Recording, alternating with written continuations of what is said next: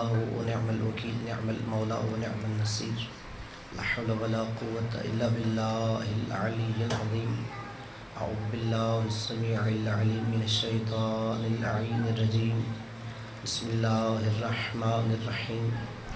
الحمد للہ الذی نور قلوبنا بنور الایمان وبصر اعیننا بضوء الفرقان، والشکر لک یا ذا الفضل والاحسان۔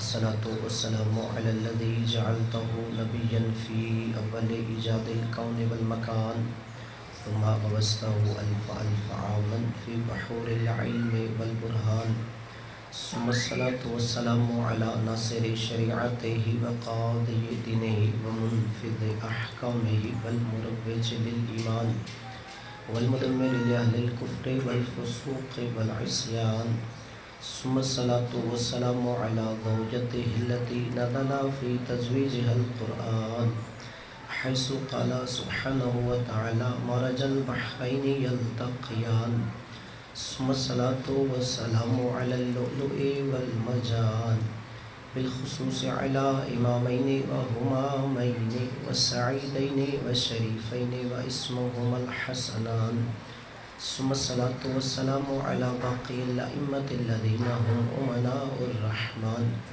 بالخصوص على سيدنا مولانا صاحب العصر والزمان،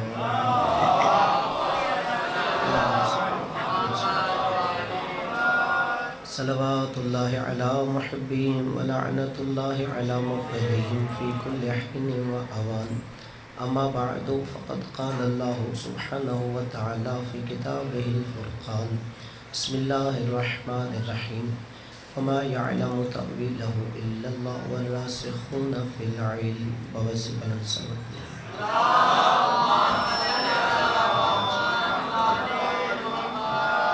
نعرہ تکبیر۔ مل کے خالق کی کائنات کا نام اور بلندی سے بلند ہے، بلند آواز سے نعرہ تکبیر، نعرہ رسالت، نعرہ حیدری، حسینیت، یزیدیت، خاندان اہل بیت پہ بلند تر صلوات پڑھیں۔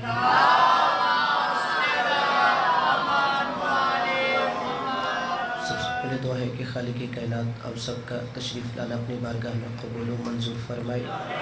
جو بھی بندہ صف اعضاء پہ آتا ہے دل میں کوئی نہ کوئی حسرت حاجت دعا لے کے آتا ہے، اور یقیناً یہ صف اعضاء دعا کی قبولیت کی جگہ ہے۔ مالک ذکر کے صدقے میں آپ جو دعائیں لائے ہیں مستجاب ہوں۔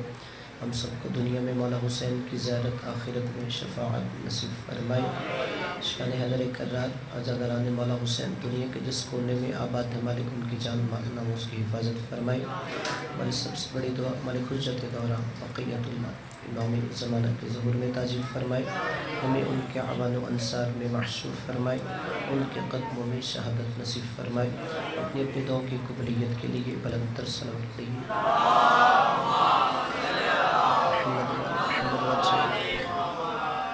عزیزان گرامی، صاحبان ذی وقار، برادران اسلام، محبان اہل بیت علیہم السلام، عاشقان حسین ابن علی علیہ السلام، سورہ آل عمران کی آیت جس میں اللہ نے فرمایا وَمَا يَعْلَمُ تَأْوِيلَهُ إِلَّا اللَّهُ، کہ قرآن کی تعویل یا اللہ جانتا ہے، یا وَالرَّاسِخُونَ فِي الْعِلْمِ، یا وہ ہستیاں جانتی ہیں جو راسخون فی العلم ہے۔ اس آیت کا ذیل میں کل میں نے گفتگو یہاں پہ چھوڑی تھی کہ جب پانچویں امام سے پوچھا کہ یہ راسخون فی العلم کون ہے، تو انہوں نے بتایا کہ ہم اہل بیت رسول راسخون فی العلم ہے، لیکن ان میں سب سے افضل نبی کی ذات ہے۔ پھر میں نے یہ عرض کیا تھا کہ اگر یہ دیکھنا ہو نبی کا علم کس بلندی پہ ہے، تو دیکھو علی جیسا نبی کا شاگرد ہے۔ اور آج میں یہیں سے بات شروع کرتا ہوں کہ پھر جب کسی کے علم کی بات کی جاتی ہے تو ہم یہ نہیں کہتے کہ علی جب تخت خلافت پہ آئے تو پھر علی نے علم سے لوگوں کو سیراب کرنا شروع کیا، یا علی نبی کے دنیا سے پردہ کرنے کے بعد لوگوں کو علم سے سیراب کر رہے تھے۔ یہی تو علی کا کمال ہے کہ جب علی بیت اللہ میں آئے اور تیسرے دن نبی علی کو لینے کے لیے آئے، اور علی ناطق قرآن بن کر رحلِ نبوت پہ سوار ہوئے تو پہلا جملہ ہی یہ کہا نبی نے، یا علی آج کچھ سناؤ۔ یعنی ابھی 3 دن کا بچہ ہے اور پہلا جملہ نبی فرما رہے تھے یا علی آج کچھ سناؤ۔ اور جملے ہیں روایت کے، مولا علی نے کہا یا رسول اللہ کیا توریت سناؤں، زبور سناؤں، انجیل سناؤں، قرآن سناؤں؟ اور پھر کتابوں میں محفوظ ہے کہ مولا علی نے ان کتابوں کی تلاوت بھی کی تھی۔ سبق پڑھی محمد والے محمد۔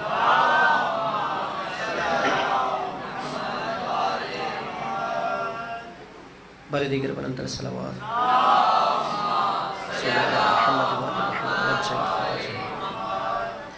کہ مولا علی علیہ السلام نے ان کتابوں کی تلاوت بھی فرمائی تھی، اور مولا علی نے قرآن کے نازل ہونے سے 10 سال پہلے قرآن سنایا تھا۔ یا ابھی قرآن 10 سال بعد نازل ہونا شروع ہوا اور مولا علی نے قرآن کی تلاوت کی۔ کوئی میرا برادر اسلامی کہہ سکتا ہے علی نے پھر کیا سنایا تھا؟ یہ بھی موجود ہے کہ علی کیا سنا رہا تھا۔ جہاں سے 18واں پارہ شروع ہوتا ہے، سورہ مومنون، جہاں مومنوں کی نشانیاں بیان ہوئی ہیں، مولا وہ نشانیاں بیان کر رہے تھے۔ یعنی جہاں سے 18 پارہ شروع ہوا سورہ مومنون، اور اس میں مولا نے کہا قد افلح المؤمنون الذین هم فی صلاتهم خاشعون۔ یعنی ان آیتوں میں اللہ نے مومنوں کی نشانیاں بیان کی، اور مولا نے دنیا میں آتے ہی وہ آیتوں کی تلاوت کی۔ میں کہوں گا ہاں علی کو ہی وہ آیتیں پڑھنی چاہیے، چونکہ مومنوں کی نشانیاں وہ بتا سکتا ہے جو خود امیر المومنین ہو۔ یا علی، مومنوں کی نشانیاں وہ بتا سکتا ہے جو خود امیر المومنین ہو۔ اور کہتے ہیں پھر نبی نے ایک جملہ کہا کہ یا علی تو نے توریت موسیٰ سے بہتر پڑھی ہے، تو نے انجیل عیسیٰ سے بہتر پڑھی ہے، تو نے زبور داؤد سے بہتر پڑھی ہے، اور میں محمد گواہی دیتا ہوں قرآن ایسے پڑھ رہا ہے جیسے لوہے محفوظ پر لکھا ہوا ہے۔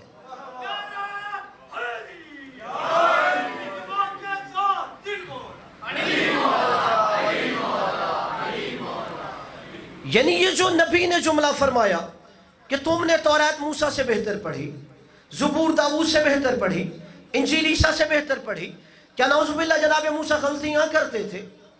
کیا جناب عیسیٰ غلطیاں کرتے تھے؟ نہیں، ہر نبی گناہوں سے معصوم ہوتا ہے، کہیں بھی خطا کا تصور نہیں ہے۔ تو پھر کیسے کہہ دیا کہ ان سے بہتر پڑھ رہے تھے؟ علماء نے اس کی توجیہ بیان کی ہے، اس لیے کہ توریت کلام اللہ تھی اور موسیٰ کلیم اللہ تھا، انجیل کلام اللہ تھی، عیسیٰ روح اللہ تھا، زبور کلام اللہ تھی، داؤد نبی اللہ تھا۔ کہا علی تو نے توریت موسیٰ سے بہتر پڑھی، تو نے زبور داؤد سے بہتر پڑھی، تو نے انجیل عیسیٰ سے بہتر پڑھی، آخر فرق کیا ہے ان کے اور علی کے پڑھنے میں؟ کہ اس لیے توریت کلام اللہ ہے، موسیٰ کلیم اللہ ہے، زبور کلام اللہ ہے، داؤد نبی اللہ ہے، انجیل کلام اللہ ہے، عیسیٰ روح اللہ ہے، اور علی کی زبان سے ہر کتاب اس لیے بہتر لگ رہی تھی کہ علی کی زبان خود لسان اللہ تھی۔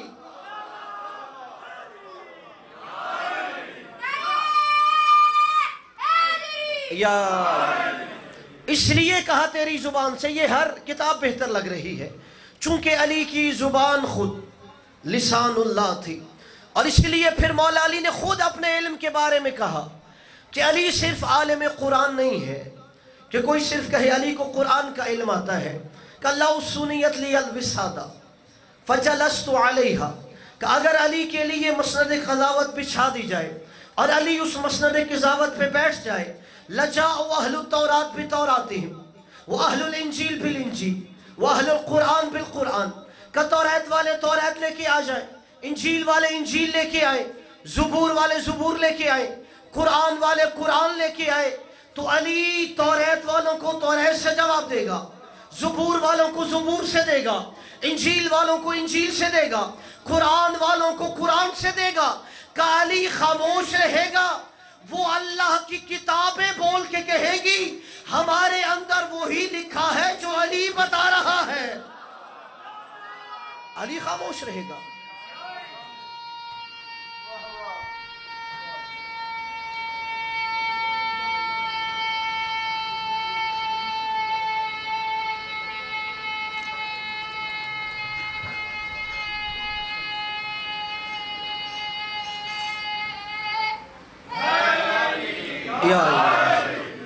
अल्लाह इस बच्चे को सलामत रखे, सिवाय गम हुसैन की कोई गम नसीब ना फरमाए।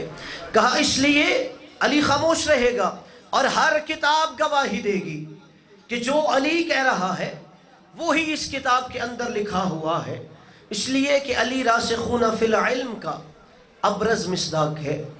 और किबला इसलिए अगर देखना हो कि अली रासिखून फिल इल्म का मिसदाक है तो कुरान से जाके पूछिए कि अली का इल्म किस मंजिलत पे था। सूरह राद है, बिस्मिल्लाहिर्रहमानिर्रहीम, वयक़ूलुल्लज़ीना कफ़रू लस्ता मुरसला। मेरे हबीब ये काफिर कहते हैं तू अल्लाह का रसूल नहीं है। कुल कफ़ा बिल्लाहि शहीदन बैनी व बैनकुम व मन इंदहु इल्मुल किताब। इन्हें कहो हमारे और तुम्हारे दरमियान दो गवाह हैं, एक अल्लाह गवाह काफी है और दूसरा वो बंदा जिसके सीने में इल्मुल किताब है।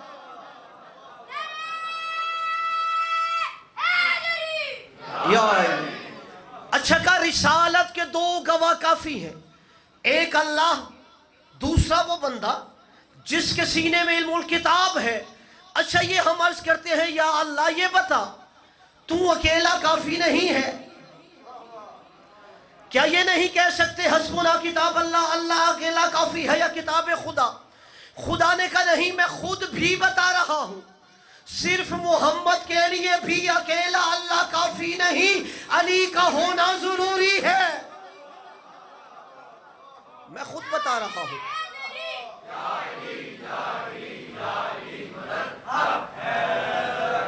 कि मैं खुद बता रहा हूं मोहम्मद के लिए भी अल्लाह अकेला काफी नहीं, बल्कि साथ दूसरा अली है कि जिसके सीने में इल्मुल किताब है। अब यहाँ पे अगर आप थोड़ा सा मायार समात बुलंद कीजिए और कुरान में बसीरत से पढ़िए, क्या कहा? तुम्हारे दरमियान और मेरे दरमियान, कफ़ा बिल्लाहि शहीदन, गवाह के लिए लफ्ज़ शहीद आया है, शाहिद नहीं आया। शाहिद भी गवाह को कहते हैं, शहीद भी गवाह को कहते हैं। अली शाहिद वाला गवाह नहीं है, अली शहीद वाला गवाह है। क्यों? शाहिद उसे कहते हैं जो सुन के गवाही देता है, शहीद उसे कहते हैं जो वाक़या में मौजूद होता है। मैं और आसान कर देता हूं जिसे अभी तक समझ नहीं आई हो। मसलन अगर कोई बंदा कहे किताब में पढ़ के कि इंसान ने चांद पे कदम रखा है, वो गवाह शाहिद है, और जिस बंदे ने खुद कदम रखा है वो बताए तो वो शहीद है। अब मसलन आप और मैं भी तो कह सकते हैं, हम भी नबी की रिसालत के गवाह हैं, हम भी तो गुलदस्ते आज़ान पे जाके कहते हैं अशहदु अन्ना मुहम्मद रसूलुल्लाह, हम भी नबी की रिसालत की गवाही देते हैं। आप और मैं गवाही देके शाहिद बनते हैं। अली जब मोहम्मद को रिसालत मिल रही थी शहीद बनता है। या उस वक्त से गवाह है।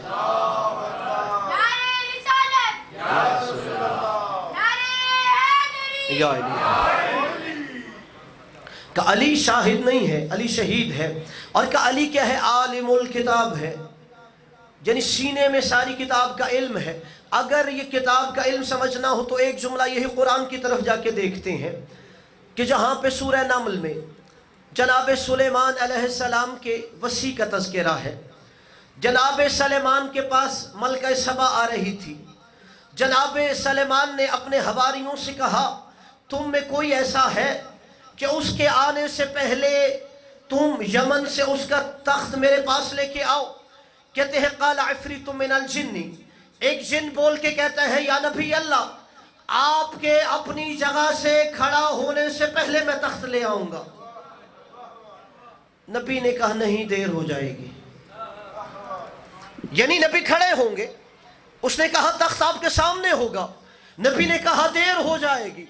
अब आगे कुरान कहता है कालल्लज़ी इंदहु इल्मुम मिनल किताबी अब वो बंदा बोला जिसके सीने में किताब का थोड़ा सा इल्म था, का आना आती का, मैं आपके पास ले आता हूं इससे पहले कि आप पलक झपको।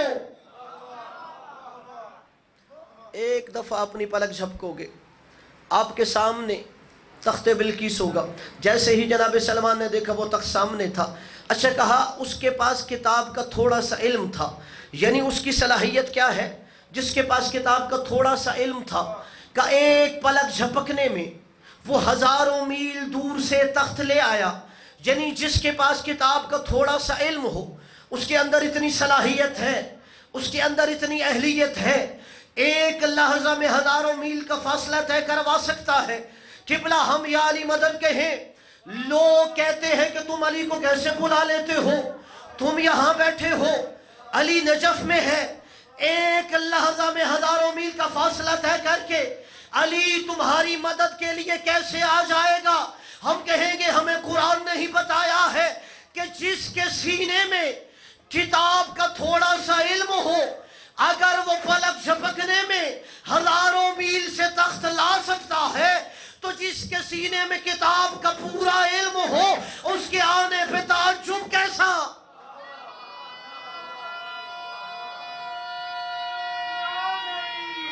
या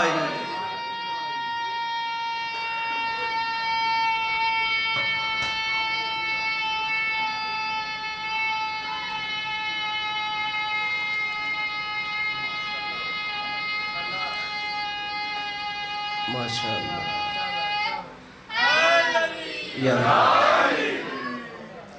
यानी जिसके सीने में किताब का थोड़ा सा इल्म था, वो तो हजारों मील दूर से एक तख्त ला सकता है।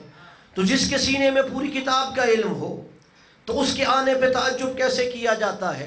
तो ये रासिखून फिल इल्म सिर्फ तफसीर नहीं करते, ये तावील करते हैं।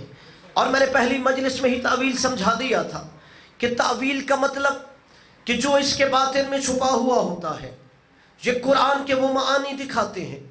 इसलिए अगर मौला के इल्म के जाके बात करो, ये तावील किस मंजिल पे जाके करते थे?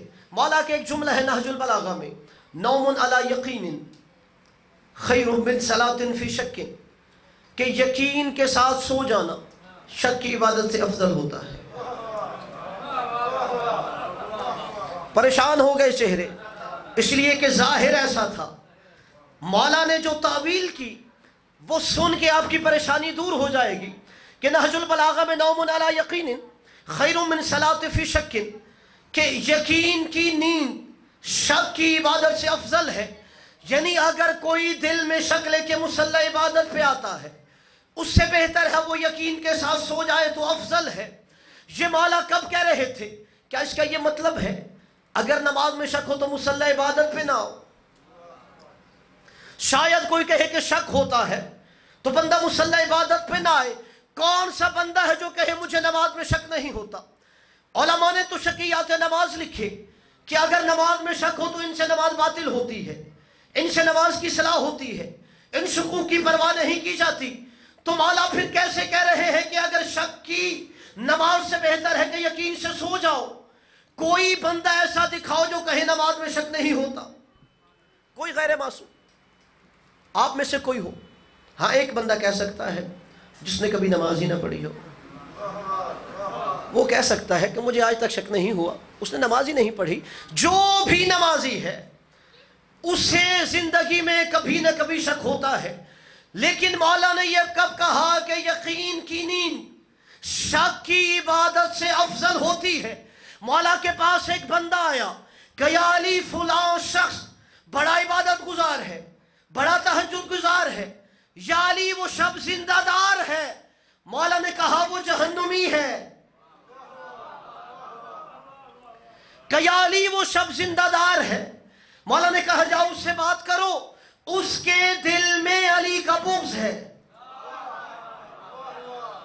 वो जिसकी तुम तारीफ कर रहे हो बड़ा शब जिंदादार है, उसके सीने में अली का बुग़्ज़ है। वो नासबी और खारजी है। जब मौला ने ये सुना तो फिर मौला ने जुमला कहा, सुनो, नौमुन अला यकीनिन खैरुम मिन सलातिन फी शक्किन। अली की विलायत के बारे में शक लेकर मुसल्ला इबादत से बेहतर है अली की विलायत पर यकीन रखकर बिस्तर पे सो जाओ।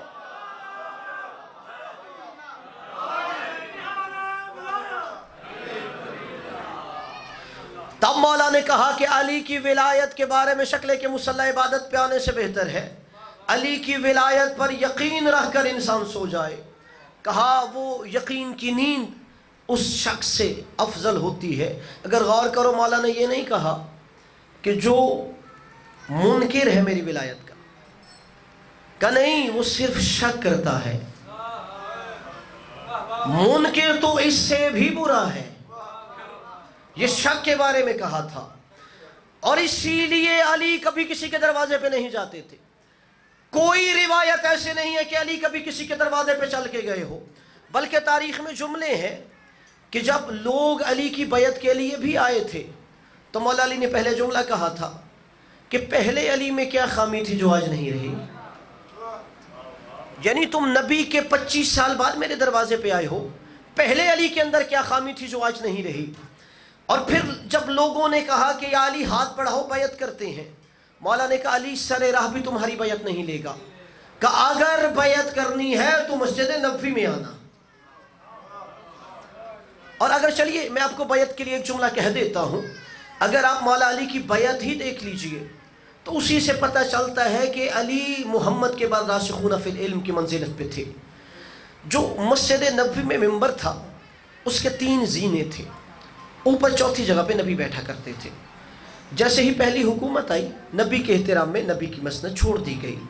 जैसे ही दूसरी हुकूमत आई तो पहली हुकूमत के एहतराम में पहला जीना छोड़ दिया गया। और फिर जैसे ही तीसरी हुकूमत आई तो दूसरी हुकूमत के एहतराम में दूसरा जीना छोड़ दिया गया। अब रिवायत के जुमले हैं, जब अली ने कहा कल दिन के उजाले में मस्जिद नबवी में बैत करना, मदीने के लोग सारी रात जाग जाग के सोचते रहे अली मिंबर पे कहां बैठेगा।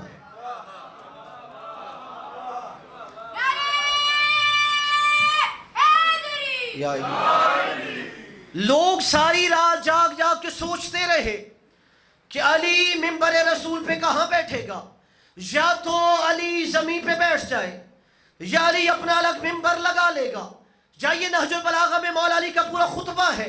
मौला ने कहा कि हालत ये थी, मेरे हसन हुसैन कुछ ले जा रहे थे। मौला ने कहा मेरी बैत का निजारा करने के लिए बूढ़े लाठियों का सहारा लेके आ रहे थे, बीमार खुद को शानों पे उठवा के आ रहे थे, बच्चे दौड़ते हुए आ रहे थे। मौला फरमाती है मैंने पहला कदम दहलीज़े इस्मत से बाहर रखा, हसन हुसैन मौला के पीछे चल रहे थे। इन्नमा वलियुकुमुल्लाह का इमामा सर पे रखा, वयुताहिरुकुम तदहीरा की अबा मिश्ताक ज़ेबतन कर रखी थी। नस्रुम मिनल्लाहि व फतहुन करीब का कमरदन मौला ने बांधा हुआ था। खुद रज़ाए परवरदिगार अली के चेहरे का तवाफ कर रही थी। खैबर शिकन एक एक कदम यूं उठा रहा था कि खुद जमीन भी करवटें बदल रही थी कि आज तुराब पर अबू तुराब चल रहा था।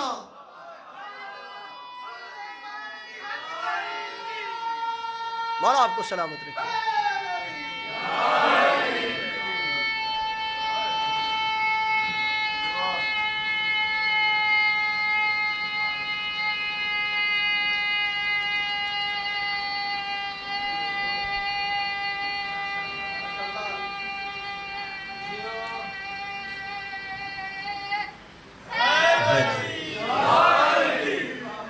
मौला खुद अपनी बैत का निजारा लोगों को दिखा रहे थे कि सारे लोग अली की बैत का निजारा करने के लिए आए। मौला ने कहा हालत ये था कि उस दिन मदीना की गलियों से गुजरने की जगह नहीं मिल रही थी, लोग दीवारों से लिपटे हुए थे। कोई मदीने का घर ऐसा नहीं था कि जिस मकान की छत पे कोई बैठा हुआ ना हो। मौला एक एक कदम उठाते हुए चल रहे थे और हालत ये थी हर जी नफ्स का सांस सीने में रुका हुआ था, हवा को भी गुजरने की इजाजत नहीं थी। खुद मौत भी मलकुल मौत के परों में पनाह मांग रही थी कि मुझे इजाजत दे, आज उलिल अम्र आ रहा है। इसलिए कि मौत अम्र था और आने वाला उलिल अम्र था। शाह विलायत मौला अली एक एक कदम बढ़ाते हुए मस्जिद नबवी की जाने बढ़े।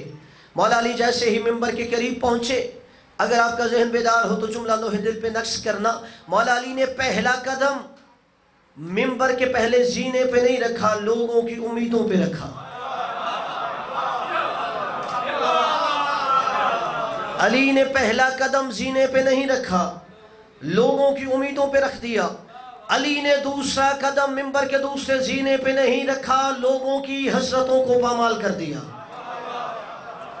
लोगों की उम्मीदें थी यहाँ पे बैठना, अली ने तीसरे जीने पे कदम रखते हुए लोगों की आरजुओं को कुचल दिया।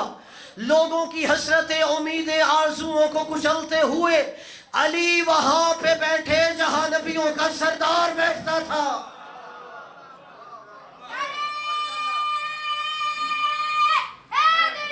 या अली वहां पे बैठ गए जहां सैयदुल अंबिया बैठते थे। जैसे ही अली वहां बैठे, एक लहजा के लिए मेरे मौला खामोश हो गए। लोगों ने सरगोशियां करना शुरू कर दी। अली सुन रहे हैं कि हर बंदा दिल में छुपी हुई बात को साथ वाले के कान में बता दे। जिसके दिल में जो भी है वो साथ वाले के कान में कह दे। अली चंद लहजा खामोश रहे।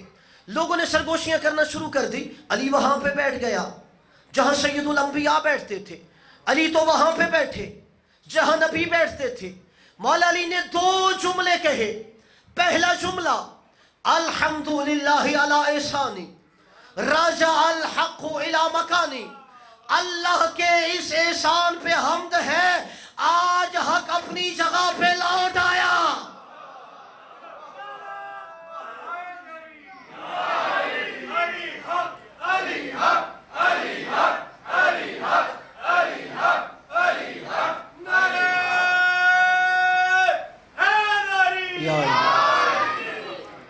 अल्लाह के इस एहसान पे हम्द है, आज हक अपनी जगह पे लौट आया। और दूसरा जुमला फरमाया कि लोगों परेशान हो गए कि अली वहां बैठा जहां नबी बैठा करते थे। लोगों तुम इस वजह से सरगोशियां करने लगे कि अली वहां पे बैठ गया जहां मोहम्मद मुस्तफ़ा बैठते थे। कि लोगों सार उठाओ, ये तो लकड़ियों का मिंबर है, इसकी हैसियत ही क्या, मोहम्मद का ये जानशीन, मोहम्मद की मोहरे नबूवत का सवार है। मोहम्मद के कदम,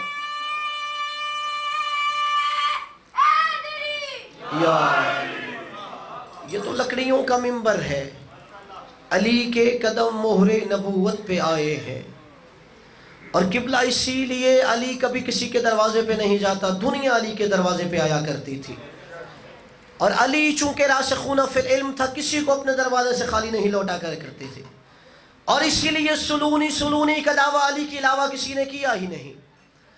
हाँ, एक मुफ्ती ने किया था। उलमा ने लिखा है कि सिब्त इब्न जौज़ी ने बगदाद की जामे मस्जिद में खड़े होकर दावा किया, सुलूनी कबलन तफकिदूनी, कि जो पूछना चाहते हो इब्न जौज़ी से पूछ लो। उसके साथ वाला घर अली के शियों का था। उसने इधर ये दावा किया, साथ वाले घर में मोमिना सुन रही थी। मोमिना ने कहा ये तो वही दावा है जो मेरे मौला ने किया था, इसने कैसे मिंबर से ये दावा कर दिया। मोमिना ने सर पे चादर रखी, मस्जिद में चली गई कि यहाँ कोई दावा कर रहा था जो अली ने दावा किया था। जिससे जुमला समझ आया है कि यहाँ पे कोई दावा वही कर रहा था जो अली ने किया था। इब्न जौज़ी सीना चौड़ा करके कहता है मैं कर रहा था कि जो पूछना है पूछो, कि ये दावा तो अली ने किया था, कि मेरे सीने में भी इतना इल्म है, तुम जो पूछना चाहते हो पूछ सकती हो। कि अच्छा मुझे ये बताओ, जो सर पे दस्तार पहनी है इसके पेश कितने हैं? ये जो सर पे दस्तार पहनी है इसके पेश कितने हैं? सिब्त इब्न जौज़ी कहता है वो तो मुझे मालूम नहीं। कि अपने हाथ से बांधी हुई दस्तार के तुझे पेश मालूम नहीं और कहते हो जो पूछना है पूछ लो। अब वहां पे मोमिना कहती है जिसने भी अली के अलावा ये दावा किया वो दुनिया में रुसवा हुआ है। मोमिना कहती है अच्छा ऐसा कर, میں تجھے مہلت دیتی ہوں، تو اپنی دستار اتار اور پیش گن کہ کتنے ہیں۔ اب ابن جوزی نے دستار اتاری، گننا شروع کیا، 1 2 3 4 5، گننے کے بعد کہتا ہے اتنے پیش ہیں۔ کہ ابن جوزی تجھے یہیں سے سمجھ جانا چاہیے، علی کے علاوہ جو بھی یہ دعویٰ کرے دنیا میں رسوا ہوتا ہے۔ تو نے ایک لحظہ پہلے یہ دعویٰ کیا، دوسرے لحظہ علی کے شیعہ نے تیری پگڑی اٹھا کے زمین پہ رکھ دی۔ ایک لحظہ پہلے، ایک لحظہ پہلے، یا اللہ۔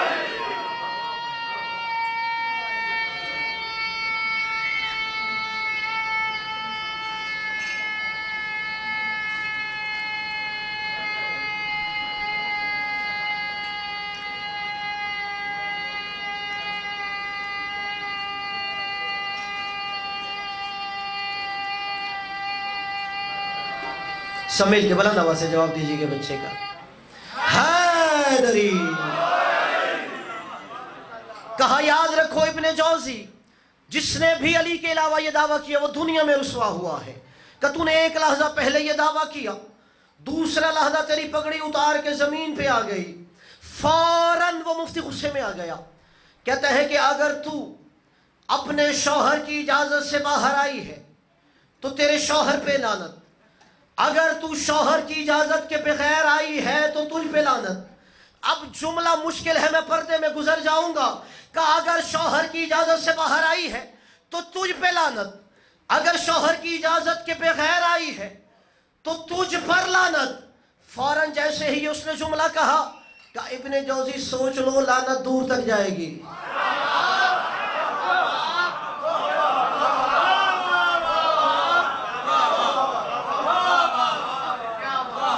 کہا لعنت یہ دور تک جائے گی۔ تو جس نے بھی علی کے علاوہ یہ دعویٰ کیا علی نے اسے دنیا میں رسوا کر دیا، اس لیے کہ علی کے علاوہ کسی سینے میں وہ دل دھڑکتا ہی نہیں تھا جو ہر مشکل سے پہلے مشکل کشا ہو۔ اور اسی لیے تھا کہ قرآن نے کہا ہے کہ قرآن کی تعویل یا تو اللہ جانتا ہے یا وہ ہستیاں جانتی ہیں جو راسخون فی العلم ہے۔ اور قبلہ اسی لیے اگر آپ علمداری کی بھی منزلت دیکھیے، میں منزل مصائب پہ نہیں آیا لیکن چونکہ مولا عباس سے منسوب ہے تو علم پہ جملہ کہنے لگا ہوں۔ اگر آپ قرآن میں علمداری کی بھی تعریف دیکھیے تو وہاں پر قرآن نے بھی علمدار کی کوئی شرائط بیان کی ہیں۔ سورۃ البقرہ آیت نمبر 246 47 48 249، اس کے اندر اللہ نے یہ بیان کیا ہے۔ بظاہر قوم بنی اسرائیل کا واقعہ، الم تر الی الملأ من بنی اسرائیل من بعد موسیٰ، کہ تم نے جناب موسیٰ کے بعد قوم بنی اسرائیل کے بڑوں لوگوں کو نہیں دیکھا۔ اذ قالوا لنبی اللہ مبعث لنا مالکا نقاتل فی سبیل اللہ، جب انہوں نے اپنے نبی سے کہا کہ ہمارے لیے ایک لشکر کا سردار بناؤ تاکہ ہم اللہ کی راہ میں جہاد کریں۔ وہ لشکر کا سردار اور علمبردار ہو، ہم اس کی قیادت میں جہاد کریں گے۔ حضرت شموئیل کے زمانے کا واقعہ ہے۔ تو فوراً اللہ نے کہا سنو، ان اللہ بعث لکم طالوت ملکا، اللہ نے طالوت کو تمہارے لیے لشکر کا سردار بنا دیا۔ یہ نہیں پتا چلا لشکر کا سردار اللہ کا نبی بھی نہیں بناتا۔ قرآن میں تاریخ علمداری ہے، مجھے پتہ ہے جملہ یہ مشکل ہے، لیکن آپ نے ایک ایک جملہ ذہن میں محفوظ کر لیا تو میں آپ سے راضی ہوں۔ کہا لشکر کا علمبردار اللہ نے بنایا ہے، تو پتہ چلا لشکر کا علمدار اللہ کا نبی بھی نہیں بناتا، اللہ بناتا ہے۔ اب جیسے ہی کہا طالوت لشکر کا علمدار ہے، تمہارا سردار ہے، فوراً قوم کا مزاج بگڑ گیا۔ قالوا انا یکون لہ الملک علینا، وہ ہمارا سردار کیسے بن گیا، اس کے پاس تو مال نہیں ہے۔ نحن احق بالملک منہ، ہم اس سے زیادہ علمداری کے حقدار ہیں۔ ولم یؤت سعۃ من المال، اس کے پاس مال و دولت نہیں ہے۔ یعنی لوگ یہ سمجھتے تھے لشکر کا سردار وہ ہو جس کے مال ہو اور غنی ہو۔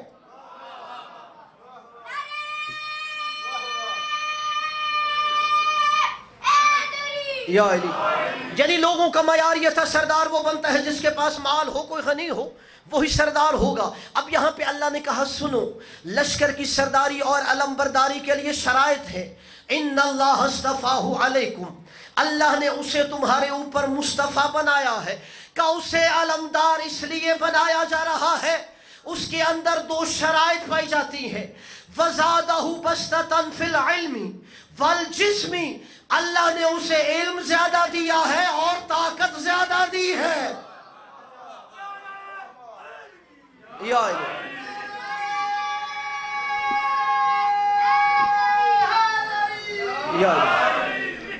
قبلہ آپ علم اٹھاتے ہیں، علمداری سنتے رہتے ہیں، لیکن قرآن نے علمدار ہونے کا جو معیار دیا ہے کہ وہ علم میں زیادہ ہونا چاہیے اور وہ طاقت میں زیادہ ہونا چاہیے. عباس کو بھی اللہ سے علی علمدار مانگ رہا تھا.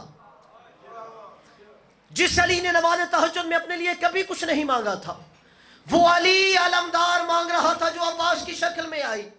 اللہ نے کہا میں جب علمدار دیتا ہوں تو شرطیں ہونی چاہیے، علم زیادہ ہو اور طاقت زیادہ ہو. اب اگر مولا عباس علمدار ہے تو علم بھی زیادہ ہونا چاہیے، شجاع بھی زیادہ ہونا چاہیے. قبلہ اس سے بڑی دلیل ہی کوئی نہیں. عباس اتنا بڑا عالم تھا کہ مشیت حسین کو جانتا تھا. عباس خاموش تھے چونکہ مشیت حسین کو جانتے تھے، اور اتنا بڑا شجاع تھا نظروں پہ لشکر کو اٹھا لیتا تھا، نظروں پہ لشکر کو اٹھا لیتا تھا. اور قبلہ علمدار وہ ہوتا ہے جو عطا کرنے پہ قادر ہو، دنیا کو بخشش عطا کر سکتا ہو. اگر آپ کا ذہن بیدار ہو تو جملہ کہتا ہوں، قبلہ ہاتھوں کے ساتھ عطا کرنا اور ہے، عباس بن بازوؤں کی عطا کرتا ہے.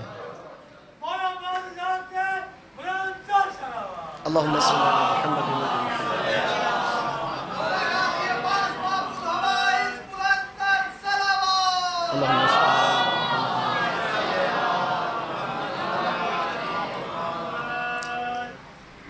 اب اللہ نے وہ جو علمدار بنایا، اس نے اپنی فوج کو سامنے کھڑا کیا اور اپنی فوج کو ایک جملہ کہا. قرآن کی آیت ہے، ان اللہ مبتلیکم بنہر، کہ میرے لشکر والوں سنو، اللہ تمہارا امتحان ایک نہر کے ذریعے لے گا. فمن شارب منہ فلیس منی، جس نے اس نہر سے پانی پی لیا وہ مجھ سے نہیں ہوگا. قرآن کی آیت ہے. لشکر کا علمدار اپنے لشکر والوں کو سامنے کھڑا کر کے کہہ رہا ہے اللہ تمہارا امتحان ایک نہر کے ذریعے لے گا. فمن شارب منہ فلیس منی، جو اس سے پانی پی لے گا وہ مجھ سے نہیں ہوگا. ومن لم یطعمہ، جو پانی چکھے گا بھی نہیں، فإنہ منی، وہ مجھ سے ہوگا. الا من اغترف غرفۃ بیدی، ہاں اتنی اجازت ہے کہ چلو بھر پانی پی سکتے ہو. قرآن ہے، سورۃ البقرہ کی آیت نمبر 249 ہے. کہا جو پانی پیے گا وہ مجھ سے نہیں ہوگا. لشکر کے علمدار نے کہا جو پانی چکھے گا بھی نہیں وہ مجھ سے ہوگا. کہا اتنا لشکر والوں کو اجازت ہے کہ وہ چلو میں لے کے ایک چلو بھر پانی پی سکتے ہیں. میں کہوں گا واہرا مولا عباس کی وفا، چلو بھر پانی پینے کی اجازت کے باوجود جو چلو میں پانی لے کے نہ پیے اسے عباس کہتے ہیں.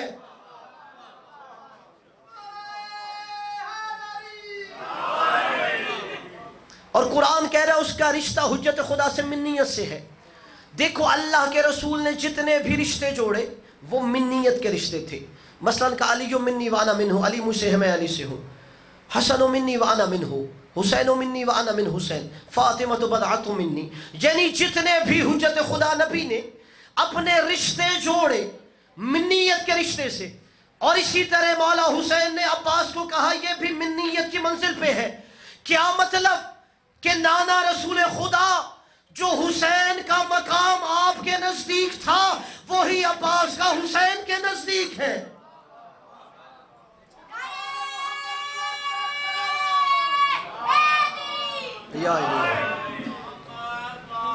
جو مقام حسین کا نبی کے نزدیک تھا وہی عباس کا حسین کے نزدیک تھا. اور قبلہ یقیناً مولا عباس اس معیار پہ تھے کہ انہیں علمدار بنایا گیا، اور قبلہ یہ ایسا علمدار ہے، جتنے بھی علمدار آئے انہوں نے علم کو بلند رکھا اپنے بازوؤں کے سہارے۔ یہ ایسا علمدار ہے کہ بازو قلم ہو گئے، علم آج بھی بلند ہے۔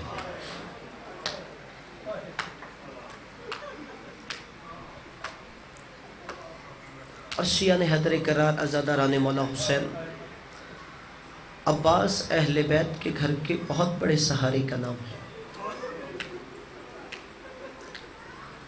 ہمارے مذہب کے ایک بہت بڑا نام ہے آغا خوئی رحمت اللہ علیہ۔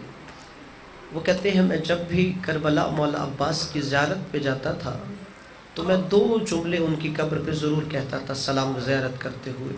پہلا جملہ السلام علیکہ یا شباب الحسین، اے حسین کی جوانی تجھ پہ میرا سلام ہے۔ اللہ جانے کون جملہ سمجھا ہے، جو نہیں سمجھا وہ دوسرا جملہ سمجھے، رونے کے لیے کافی ہے۔ میں دوسرا جملہ زیارت کا پڑھتا تھا السلام علیکہ یا حجاب زینب، اے زینب کے پردے تجھ پہ میرا سلام ہے۔ کہ جب تک عباس تھا حسین جوان تھے، جب عباس نہ رہے حسین کی کمر چھپ گئی تھی۔ کہ جب تک عباس تھے زینب کا پردہ سلامت تھا، جب عباس زین سے زمین پہ آ گیا زینب کے سر سے ردا اتر گئی۔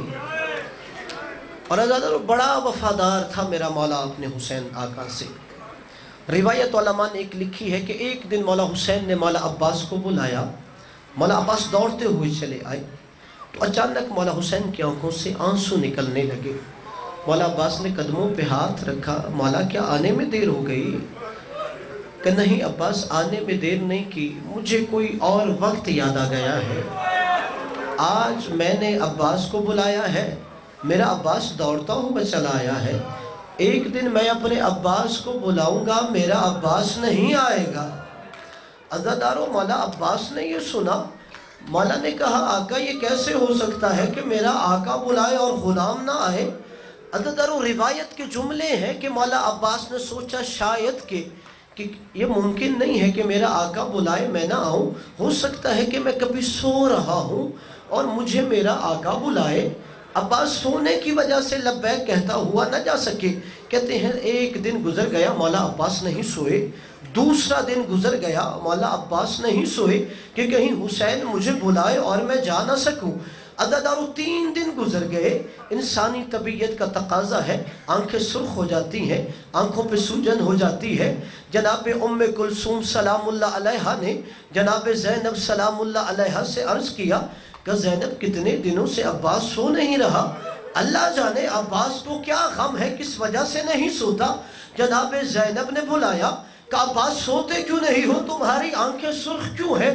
کہ کہیں ایسا نہ ہو مجھے حسین بلائے اور عباس جا نہ سکے۔ کہا کیا ہوا عباس؟ کہ مجھے میرے آقا نے کہا ہے کہ عباس آج تجھے بلایا، تو دوڑتا ہوا آ گیا، ایک دن تجھے حسین بلائے گا، عباس نہیں آئے گا۔ میں نے کہا شاید عباس سو رہا ہو اس لیے اب عباس نہیں سوتا۔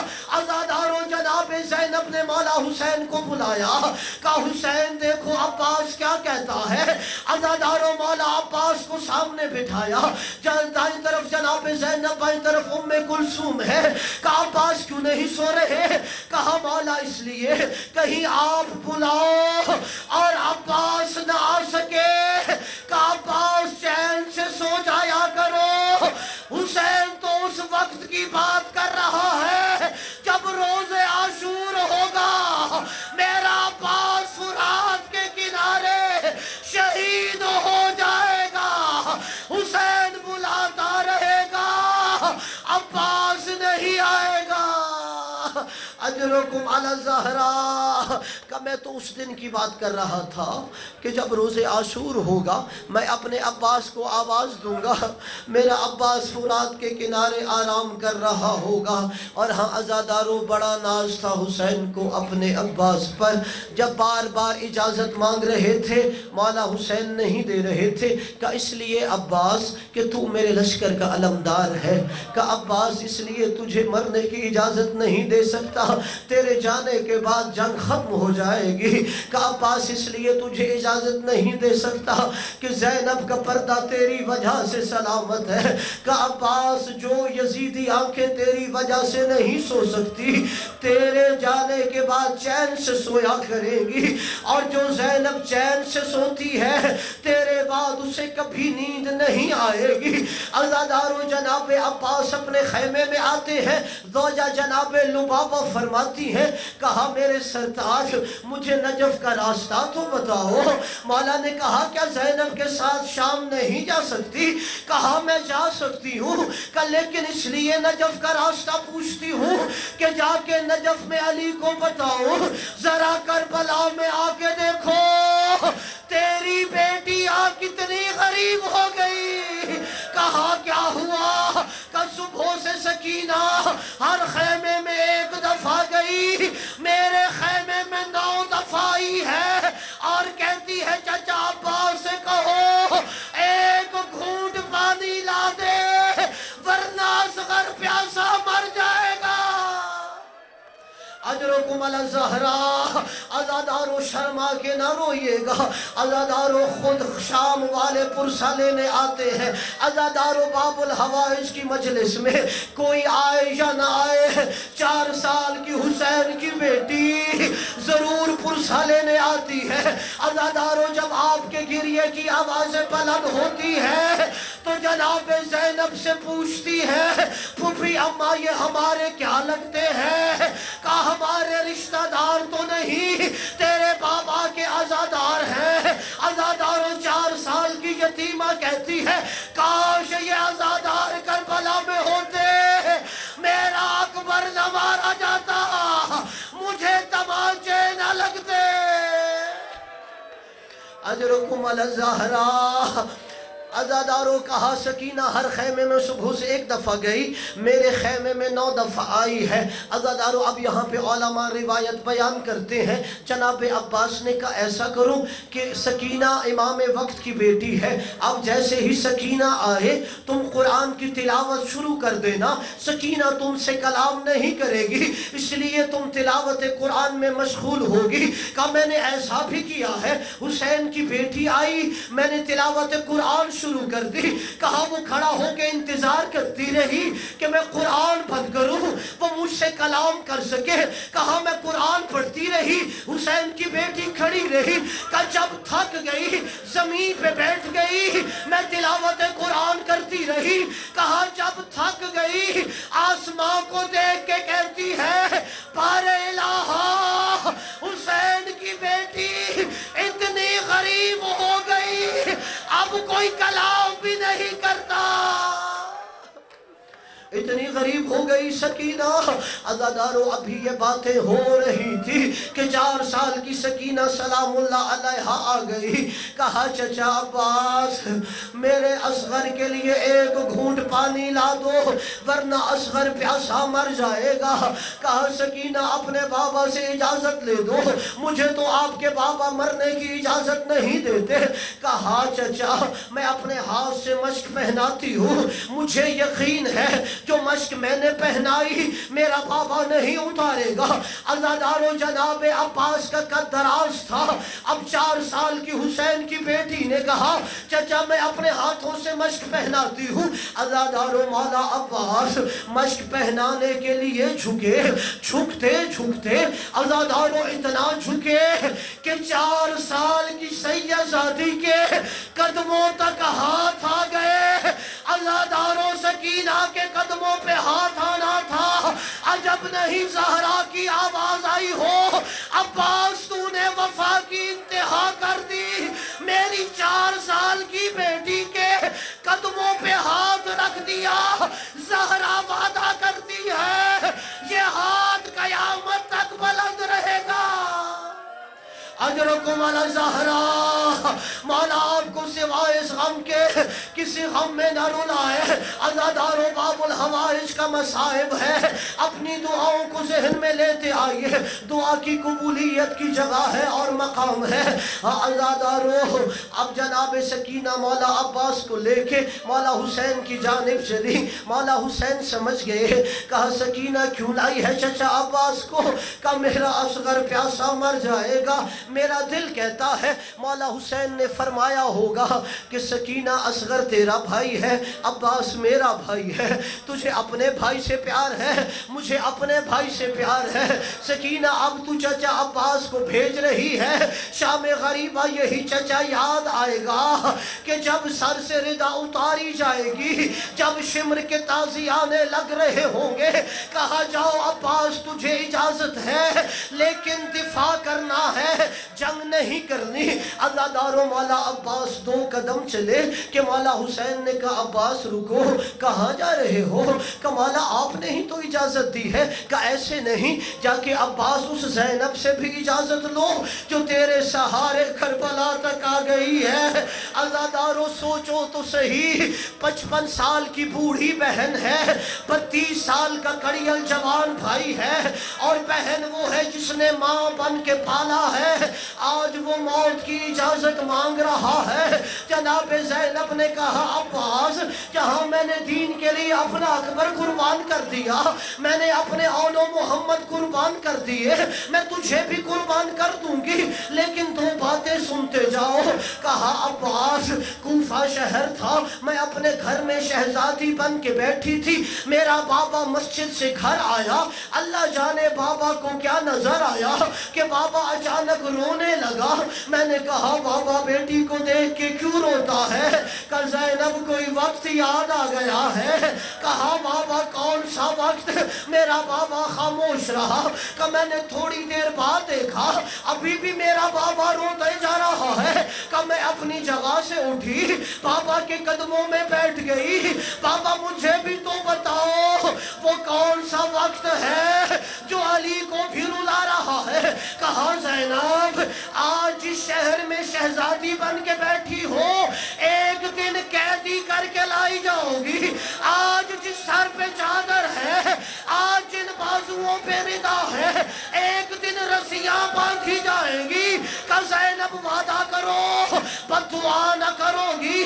کہ عباس میں نے بابا سے وعدہ کر لیا، لیکن زینب سوچا کرتی تھی جس بہن کا ایک بھائی ہو کوئی نظریں اٹھا کے نہیں دیکھتا، میرے تو 18 بھائی ہیں، میرا تو عباس جیسا بھائی ہے، کس میں ہمت ہے زینب کی رضا اتارے، زینب کے ہاتھوں میں رسیاں ڈالے۔ کہ جاؤ عباس خدا حافظ۔ زینب کو یقین ہو گیا چادر اترنے والی ہے، رسیاں بندھنے والی۔ اجرکم علی الزہراء۔ عزادارو مولا آپ کا گریہ قبول کرے۔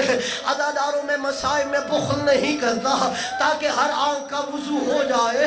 عزاداروں جس گناہگار کی آنکھ میں ابھی بھی آنسو نہیں آیا اسے موقع دے رہا ہوں روایت پڑھتے ہوئے۔ ادھر مولا عباس سے لے مولا حسین نے سکینہ سلام اللہ علیہا کو ہاتھوں پہ اٹھایا اور در خیمہ پہ کھڑے ہو گئے۔ کہ سکینہ تو نے علم عباس پہ نظر رکھنی ہے۔ مولا عباس فرات کے کنارے گئے، عزاداروں مشکیزے کو بھلا، مولا عباس واپس آئے۔ جناب سکینہ نے کہا بابا علم واپس آ رہا ہے، چچا غازی پانی لا رہا ہے۔ عزاداروں تھوڑا علم قریب آیا، کہا بابا علم دائیں جانب جھک رہا ہے۔ مولا نے ہاتھ بلند کیے، کئی بار الہا عباس کے دائیں بازو کی خیر ہو۔ عزاداروں غازی کے تو ہاتھ نہیں تھے، آپ نے مولا کو پرسہ دینا ہے، مولا کے مسائل میں دونوں ہاتھوں سے ماتم کیا کرو، اس لیے کہ غازی کے تو ہاتھ نہیں تھے۔ عزاداروں علم سیدھا ہو گیا، کہ بابا علم سیدھا ہو گیا ہے۔ عزاداروں تھوڑا علم چلا، جناب سکینہ نے کہا بابا علم بائیں جانب جھک رہا ہے۔ مولا نے پھر ہاتھ اٹھائے، کہ بار الہا میرے عباس کے بائیں بازو کی خیر ہو۔ عزاداروں عمر ابن سعد نے کہا آئینہ آئینہ حرملا، حرملا کہاں ہے؟ حرملا آگے آیا، کہا حرملا اب عباس کا نشانہ نہ لو، اب مشق عباس کا نشانہ لو، پانی خیموں میں نہ جائے۔ عزادارو حرملا کا تیر چلا، پانی بہ گیا، یہ عباس کی حسرتیں بہ گئی، مولا نے رہوار واپس موڑا۔ عزادارو ایک ملعون نے ایسا گرز مارا کہ مولا زین پہ نہ سنبھلے، زین سے زمین پہ آئے، کہا السلام علیکہ یا ابا عبداللہ الحسین۔ حسین کے ہاتھ کمر پہ آئے، کہا لال ان کا سارا ظاہری، عباس میری کمر ٹوٹ گئی، اجرکم علی الزہرا۔ عزادارو زہرا کا لال جھکی ہوئی کمر کے ساتھ مولا عباس کے سرہانے آئے، مولا عباس کا سر اٹھا کر اپنے زانوں پہ رکھا، کہا عباس کوئی آخری وصیت ہے تو بتاؤ، مولا دنیا میں آیا تھا آپ کی زیارت کی تھی، اب عباس جا رہا ہے، یہی حسرت ہے آپ کی زیارت کر لوں۔ مولا ایک آنکھ میں تیر ہے، دوسرے میں خون جمع ہے، مولا اگر بازو سلامت ہوتے آپ کو زحمت نہ دیتا، اپنی آباد دامن سے میرا خون صاف کر دو۔ عزادارو مولا نے خون صاف کیا کہ مولا عباس نے اپنا سر اٹھا کر زمین کربلا پہ رکھا، مولا حسین نے اٹھایا پھر اپنے زانوں پہ رکھ دیا، مولا عباس نے دوسری دفعہ اپنا سر اٹھا کے پھر خاک کربلا پہ رکھا۔ عزادارو جب تیسری دفعہ مولا عباس نے سر اٹھا لیا، کہا عباس اپنا سر اٹھا کیوں لیتے ہیں، حسین کے زانوں پہ کیوں نہیں رکھتے؟ کہا مولا کوئی وقت یاد آ رہا ہے جب نانا محمد گئے تھے، اماں زہرا کا زانو تھا، جب اماں زہرا گئی بابا علی کا زانو تھا، جب بابا علی گئے بھیا حسن کا زانو تھا، جب بھیا حسن گئے مولا آپ کا زانو تھا۔ آج عباس جا رہا ہے، میرے مولا حسین کا زانو، عباس سوچ رہا ہے جب زہرا کا لال غریب کربلا حسین جائے گا کس کا زانو ہوگا؟ عزادارو پاس سے ایک کالے برقعے والی بی بی کی آواز آئی، عباس تو چین سے سو جا، ماں زہرا کا زانو۔ ماتم عباس